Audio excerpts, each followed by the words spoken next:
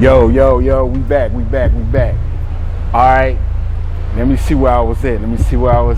All right, long story short, we like the guys the crew that was hustling in the Furlan area, right, in the two-lane area, right?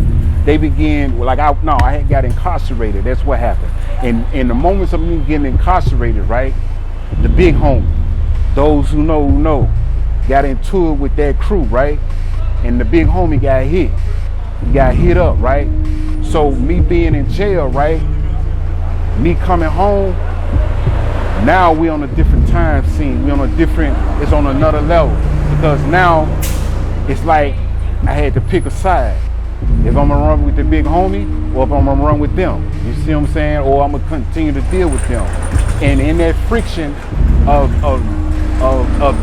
that moment, there was a lot of friction going on. A lot of you know what I'm saying? It was like you had to choose a side. And at the time, I chose the big homie. The big homie that, you know what I'm saying, I ran with, that I consider my homie. So we began to, like I said, I continued to hustle in the Wind Branch, you know, and at the time, that crew that was once in the Wind Branch, they came back over into the Wind Branch. Now, mind you, ain't no W.B.C. There's nothing talking about W.B.C. because, like I said, before W.B.C., these people was the ones who ran the Wind Branch, who hustled in the Wind Branch, and who was known for the Wind Branch. And so when they came back to that area, they set up shop in the front of the Wind Branch. In front of the Wind Branch, we was in the back of the Wind Branch.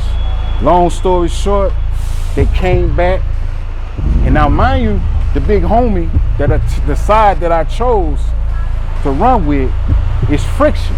So mind you, keep in mind that friction caused a lot of harm to my relationship to those people.